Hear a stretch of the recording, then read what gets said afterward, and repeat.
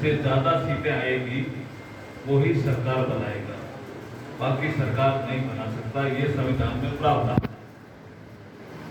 Bharatiya Janata party ने इस बार एक लक्ष्य लिया है कि अब की बात 272 से काफी आगे मजबूत सरकार बनाने का एक लक्ष्य लिया। इस दिशा में भारतीय जनता पार्टी तेजी से आगे बढ़ेगी। दूसरे दलों की हम बात करें तो दूसरे दलों में गठबंधन तो हुआ था, लेकिन अगर गठबंधन का पूरा नाम अपन देखें INDIA, ए का मतलब वहां अलायंस था, तो अलायंस हुआ नहीं, इसलिए ए गायब हो गया। इसलिए प्रधानमंत्री मोदी जी कहते हैं वो इंडी गठबंधन, तो अलायंस ही नहीं रहा। फिर उसमें क्या किया कि उनके संयोजक बनने का एक चुनौती थी, एक नेता बनने की चुनौती थी। कि संसदीय लोकतंत्र का इतिहास है कि जो दल सत्ता में आना चाहता है उसका कोई नेता तो होना चाहिए ना। भारतीय जनता पार्टी सत्ता में आना चाहती है, उनका नेता पता है ना कौन है? नरेंद्र मोदी। विपक्ष का नेता कौन है बताओ? कोई शर्म आने नेता ही नहीं है। वैसे नेता में कह सकता है ममता बनर्जी है, अरविंद केजरीवाल है, राहुल गांधी है, स्टालिन है, कह सकते हो, लेकिन नेता कहां? एक शर्मा ने। इसका मतलब वो चुनाव लड़ जरूर रहे हैं, वो चुनाव भी लड़ रहे हैं, जीतने के लिए नहीं लड़ रहे हैं भाई साहब। इसलिए झूठे घोषणा पत्र जारी कर। कब कल्पना करता था मुस्लिम लीग तुष्टीकरण की, अब कांग्रेस को इस समय तुष्टीकरण की क्या आवश्यकता पड़ गई? देश बहुत आगे चला गया भाई। आप घूम फिर करके वापिस 1940 का कालखंड लाना चाहते हो क्या? नरेंद्र मोदी जी कहते हैं हमें तुष्टीकरण नहीं, हमें संतुष्टीकरण चाहिए। सब नागरिकों को संतुष्ट करें, सबका साथ सबका विकास।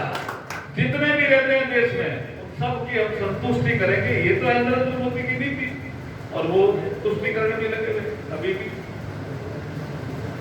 वो कभी कभी नॉर्थ और साउथ में डिवाइड करने में भी लगे हुए। देखिए क्या करता है प्रधानमंत्री, ये आपको समझने की जरूरत है। ये चुनाव, इस देश में अगला प्रधानमंत्री कौन, उसका चुनाव है।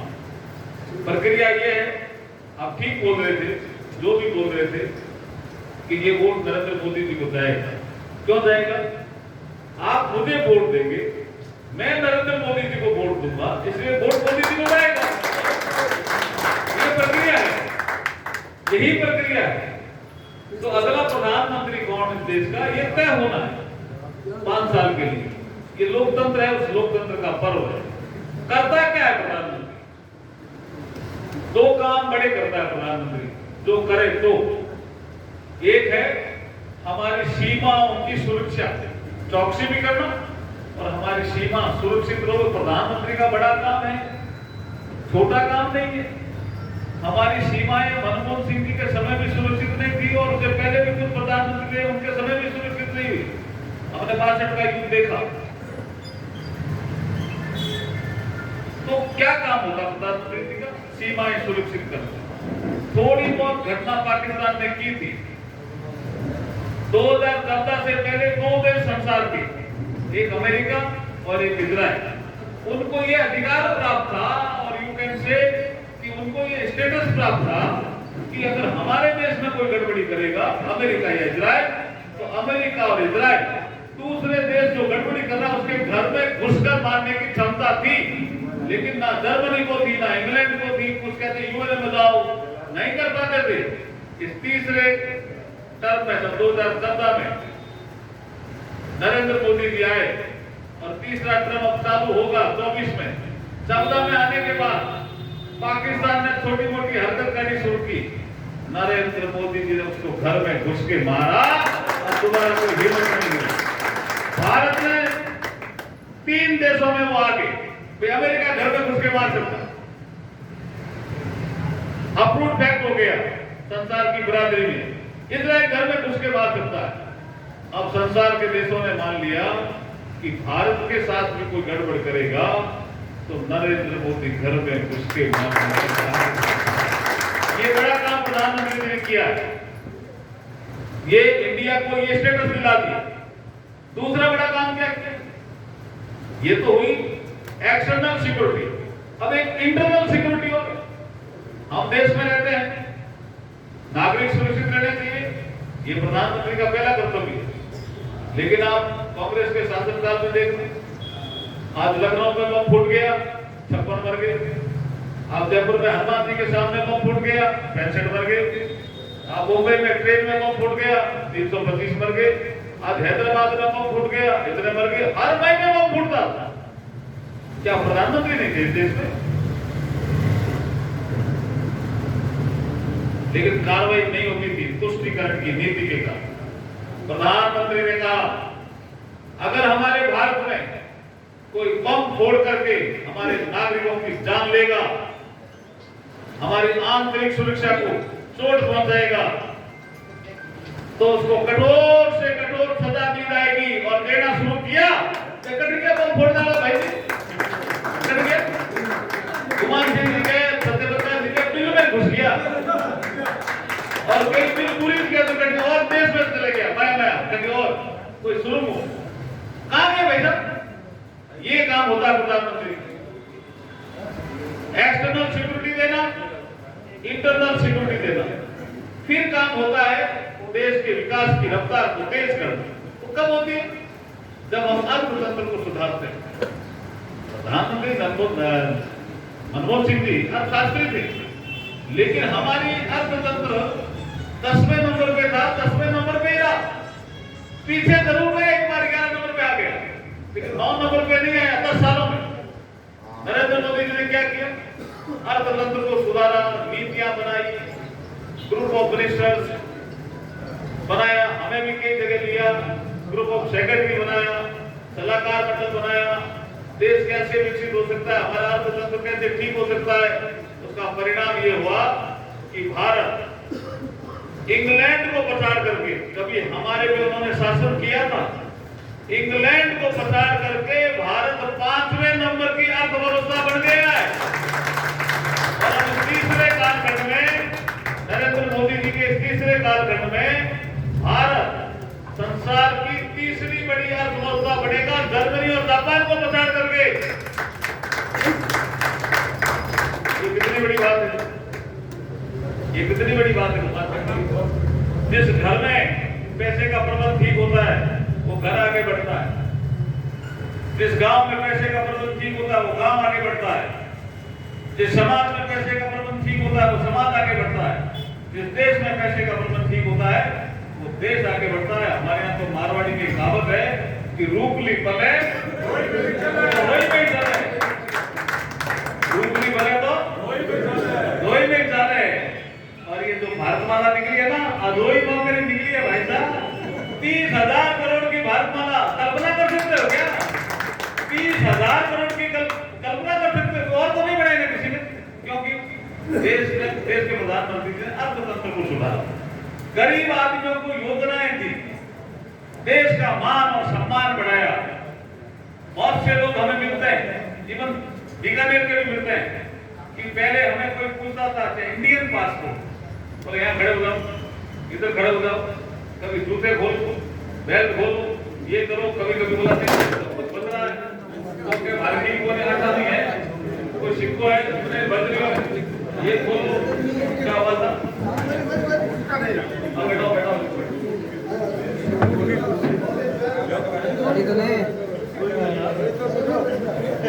ये बदला आपको लड़के मिलते हैं कभी कभी, ये और हमें देख करके समझते हैं कि ये नरेंद्र मोदी जी के नजदीक रहता है। तो मुझे कहते हैं कि आप नरेंद्र मोदी जी के नजदीक रहते हो ना, आप क्या करते हो? हम तो बाहर रहते हैं, हम बीकानेर पे, वो आते हैं कभी एक फोटो मुझे देख करके, कभी कहीं और भी, वो कहते हैं साहब नरेंद्र मोदी जी का एक धन्यवाद दे देना कि तो भारतीय पासपोर्ट की ताकत बढ़ाई है, ऐसी ताकत पहले कभी नहीं थी।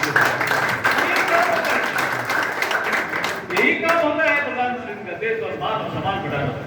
ये कोई छोटी चीज है कि G20 की बैठक हो रही है, प्रधानमंत्री जी नरेंद्र मोदी जी कुछ डायरी में लिख रहे हैं, अमेरिका का राष्ट्रपति, संसार का सबसे शक्तिशाली देश है अमेरिका, उसके राष्ट्रपति जो बाइडेन आते हैं और एक कुर्सी जैसे कुमार सिंह जी बैठे यहाँ, खाली होती होगी वो बैठ जाते हैं और वो कहते हैं इंडियन प्राइम मिनिस्टर आ गए क्या, उनका सब उधर बैठे, तो वो उठता है। तो संसार के बड़े देश होते हैं, उनकी पंचायती में अमेरिका का बड़ा नाम होता है। उन्होंने कहा अमेरिका के राष्ट्रपति कैसे उठे, तो उन्होंने देखा ये इधर से जा रहे हैं तो शायद ब्रिटेन के प्रधानमंत्री से कुछ बात करना चाहते हैं। उन्होंने ब्रिटेन के प्रधानमंत्री को भी क्रॉस किया, तो उन्होंने कहा ये जा कहाँ रहे हैं। और जब उन्होंने जर्मनी के चांसलर को क्रॉस किया तो उन्होंने कहा कहां जा रहे हैं, नरेंद्र मोदी की ओर जा रहे हैं क्या। और तब तक भी नरेंद्र मोदी जी डायरी लिखे हुए कुछ लिख रहे थे, उनको बोलना था थोड़ी देर बाद G20 की कॉन्फ्रेंस थी।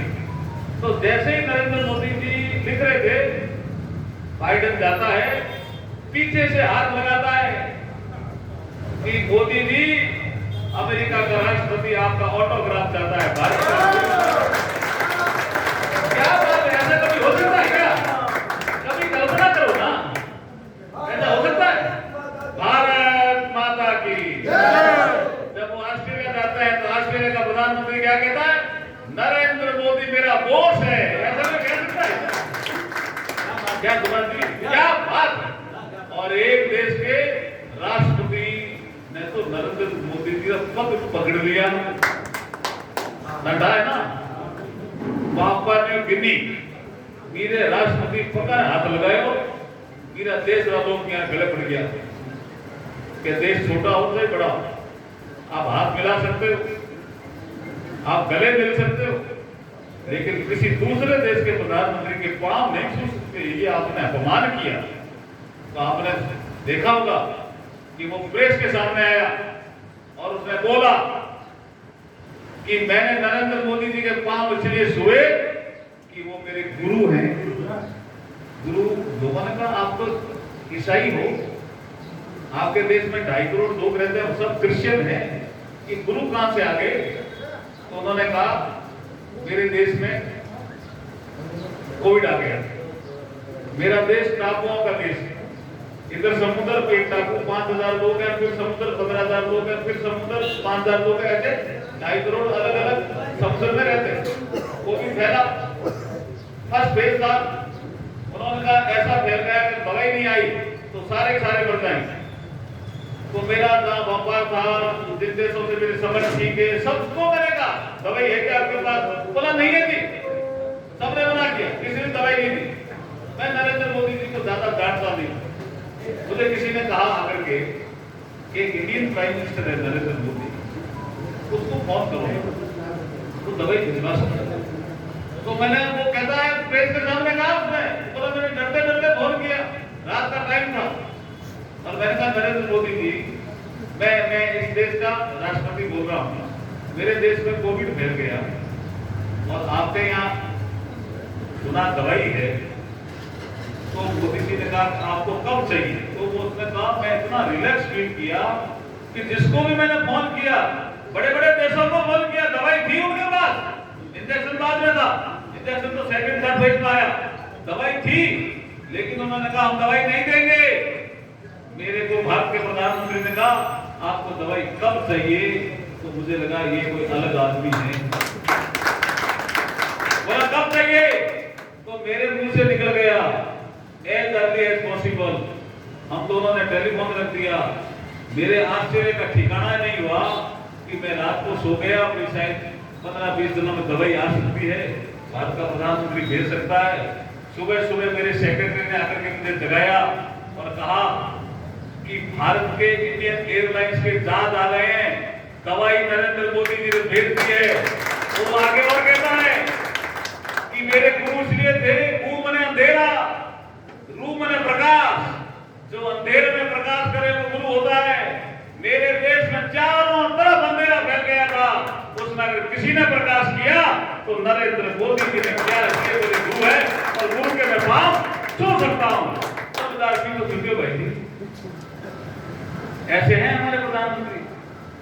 कोई काम देखना, छोटे देश का भी राष्ट्रपति किसी के पांव नहीं छू सकता, ये इंटरनेशनल डिप्लोमेसी है, इट इज ए प्रोटोकॉल।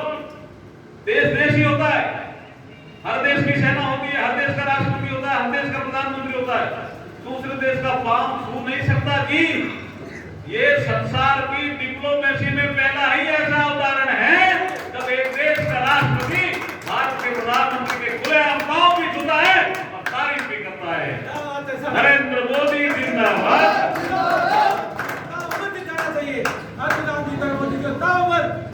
तो ये चुनाव मोदी जी का है। आपका वोट मुझे लगेगा और मेरा वोट मोदी जी को लगेगा। ये है, हम अपील करने आए हैं। 19 तारीख को चुनाव है। आपने एक अच्छी मुहिम छेड़ रखी है 100% मतदान करने की। हम कई वर्षों से देख रहे हैं कि यहाँ भारतीय जनता पार्टी को बहुत अच्छा बहुमत मिलता है। मैं उसके लिए आपको बहुत बहुत धन्यवाद देता हूँ और आपको प्रणाम भी करता हूँ। और इस बार का चुनाव बहुत ही महत्वपूर्ण चुनाव है। देश के निर्माण का चुनाव है। देश को ऊपर सर्वशक्तिमान महान देश, आत्मनिर्भर भारत, शक्ति संपन्न भारत बनाने का देश है। एक तो पार्टी ऐसी ने घोषणा पत्र जारी किया है मुख्यमंत्री जी वैसा प्रकाश जी। अब ऐसी पार्टियां भी देश में कि अगर हम सत्ता में आए तो हम परमाणु बम जो रखे हुए ना उनको ऐसे निष्क्रिय कर देंगे। क्यों आप तुम्हारे घर के हैं क्या? कम्युनिस्ट पार्टी कल्पना करो, तुम्हें लाएगा कौन सत्ता? अननेसेसरी ऐसा बोलना चाहिए क्या? परमाणु, अब हमें तो कई बार लगता है अपने को कांग्रेस से पूछना चाहिए, उनका गठबंधन है सीपीएम से, क्या आप सहमत हो? परमाणु शक्ति संपन्न हम देश हैं, कितनी मेहनत से हम बने हैं और वो कहते हैं हम नष्ट कर देंगे। ऐसे ऐसे दल भी हैं और ऐसे ऐसे प्रत्याशी भी। मैं फॉर्म भरने के उठो अंठाव लेना मैं आ गया हूँ फॉर्म भर दो। कलेक्टर साहब फॉर्म का चेक करता। 7वां एमएलए हमारे साथ थे। हमारे प्रभारी गजेंद्र सिंह जी किंग सर वो भी थे। हमारे सुमित गोदारा मंत्री वो भी थे। सभी एमएलए थे। फॉर्म भर रहा था, कलेक्टर चेक कर रही थी। मैं बीच में घुस गया तो हूँ भरूं पहला ऊपर मीडिया। मैंने देखा यहाँ तो लड़ाई हुई तो मीडिया छाप भी बहुत क्या तो जीते बोल रही ये तो अरुणा है और फिर रोड पड़ जाए तो मैं चुप रहा। कलेक्टर मेरी तरफ बार बार देख रही। मैंने मन में सोचा कि मैं बचपन में पानी लाता था, गंतों में पानी में खूब लाता हूँ 2 किलोमीटर 30 किलोमीटर। तो मैं सोचता था कि पानी के एक्सटेंट में गांव की महिलाएं समझता, पुरुष भी समझता, तो पहले पहुंचा वो पानी पहले बचा, फिर वो खड़ा रहता, कोई घड़ों को नहीं अड़ा, वो भरा बड़ा होता है। मैं क्या गांव में कोई घड़ों को नहीं अड़ा तो वो भरा पड़ा रहे क्या कर रहे हैं? मैंने कहा क्या करेंगे? मैंने विवेक से सोचा। मेरी तरफ बार बार कलेक्टर साहब देख रही, फॉर्म मेरा ही था उसके हाथ में। मैंने कहा कलेक्टर साहब इसको भरने दो।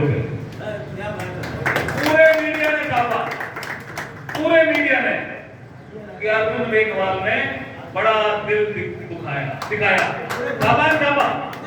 अर्जुन मेघवाल ने सोशल मीडिया में बड़ा दिल दिखाया और बहुत अच्छा संदेश दिया। उनके लिए भी बहुत छापा बढ़ा दें। कोई सा कागा किसका मन हरे, कोयल किसको दे। मैं भी प्रत्याशी था, वो किसी और दल के प्रत्याशी थे। कागले तो रंग भी कालो है, कोयल तो रंग भी कालो है, लेकिन कोयल क्यों लोकप्रिय हो जाती है? कागा किसका मन हरे और कोयल किसको दे। एक जिज्ञा के कारण है कोयल जग अपना करती। मैंने इतना ही बोला कि भर लो और मीडिया में छा गया। दिल्ली तक समाचार आए कि क्या वो आपको फॉर्म नहीं भरने दिया था क्या? मैं तो फॉर्म तो मैं भर रहा था, वो बीच में आ गई। यार तुम्हें समझ नहीं आती क्या उनको? मैं बेशर्म है। जनता इस बार क्या कर निकाल देगी ऐसा लग रहा है।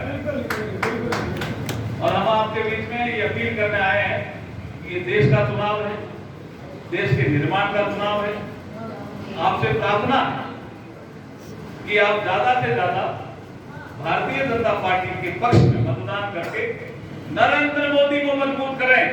यही प्रार्थना लेकर के आए हैं। मोदी फिर गाने के साथ लोग सुबह सिखाएंगे भाई। वो फिर आसी रे मोदी फिर आसी, वो फिर आसी रे मोदी फिर आसी, और तो 400 सितारे पार मोदी फिर आसी, और तो 400 सितारे पार मोदी फिर आसी। लोग कहते हैं क्यों आएगा?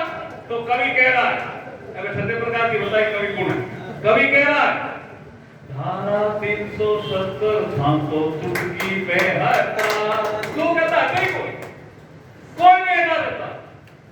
ये नरेंद्र मोदी है, धारा 370 को ताराशाही कर लिया चुटकी में। लोग कहते थे कि यहाँ भारत की ऐसी नीति है कि दूसरा देश, विशेष करके पाकिस्तान, जब कोई आतंकवादी घटना करता है तो भारत बोलता नहीं, क्योंकि मिडिल ईस्ट में जो तेल बेचने वाले देश हैं वो नाराज हो जाएंगे, तो भारत को तेल मिलेगा नहीं। नरेंद्र मोदी जी ने 2 परिवर्तन किए। अगर आपने हमको छेड़ा तो हम आपको छोड़ेंगे नहीं, घर में घुस के मारेंगे। एक दूसरा, जो तेल बेचने वाले देश थे उनको भी एक संदेश दिया कि हम आप पे निर्भर नहीं है। हम इलेक्ट्रिक व्हीकल जैसे कार्यक्रम को चला करके आपके तेल अपने पास रखना। और अब ट्रक भी इलेक्ट्रिक व्हीकल में आ गए, स्कूटर भी आ गए, मोटरसाइकिल भी आ गए, आगे ना भाई साहब। तो तेल पे भी निर्भरता इन्होंने कम की है। इसलिए भारत का मान और सम्मान बढ़ा है। वो भी अपनी शर्तों पे बात करने के लिए आ गए। तेल बेचने वाले ओपेक कंट्री, पहले अब उनकी शर्तों पे भारत को बात करनी पड़ती थी, अब भारत की शर्तों पे ओपेक को बात करनी पड़ती है। ये फर्क आ गया है। धारा 370 था तो चुटकी में हटा दी, धारा 370 था तो चुटकी में हटा दी। भारत खानी दे क्या माने धूल खां सटा दी, भारत खानी दे क्या माने धूल खां सटा दी। अब सारे देश ने बेरो मोदी की फिर आसी, अब सारे देश ने बेरो मोदी की फिर आसी रे मोदी फिर आसी रे मोदी फिर आसी, और तो 400 सितारे पार मोदी फिर आसी, और तो 400 सितारे पार मोदी फिर आसी। ये गीत गाते तो कई जगह हैं, तो आज यहाँ गया है ना, मैं तो बहुत धन्यवाद देता हूँ कि क्या साथ दिया आपने। ऐसा ही साथ मतदान वाले दिन चाहिए। बोलिए भारत माता की। साहब मैं एक आपसे निवेदन करना चाहूंगा, ये जो समाज हमारे सामने बैठा है, जब इस देश के टुकड़े हुए और ये समाज जिसने इस विभाजन की सबसे ज्यादा त्रासदी झेली समाज ने, और जिस समय ये हिंदुस्तान के अंदर आए पाकिस्तान छोड़ के, उस समय इनके पास कुछ नहीं था, लेकिन आज इस समाज से सबको सीख लेनी चाहिए था कि इस समाज ने हिंदुस्तान मैं पूरे समाज को नमन करता हूँ। धन्यवाद। बहुत ही जोरदार गीत अपन राजस्थान में सांगोपा गीत केवा वो अर्जुन जी हमारे सामने पेश करो। और मेरा गीतकार तो है ही, लेकिन लिखने वाला भी यही है। बहुत अच्छी बात है। तो अपन एक लाइन जोड़ सका, फिर आसी रे अर्जुन फिर आसी,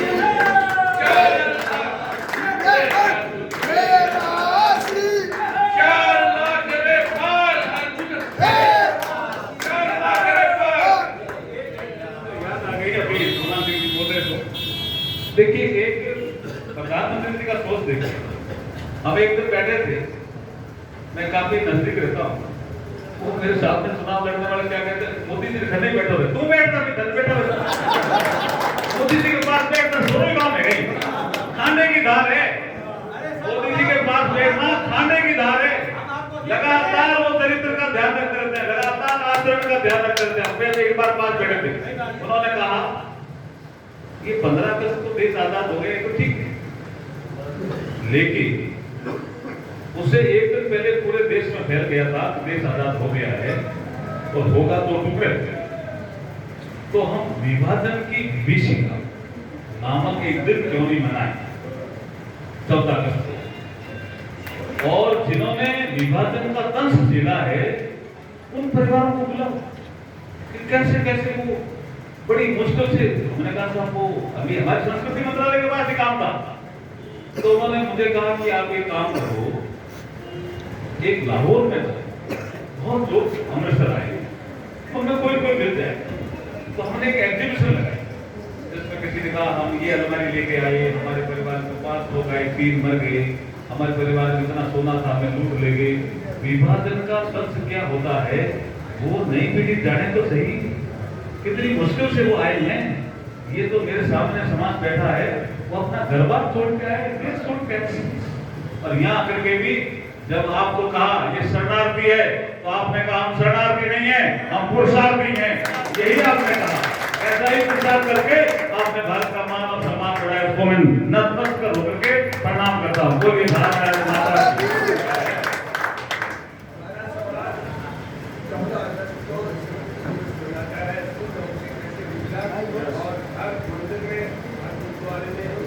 वहीं से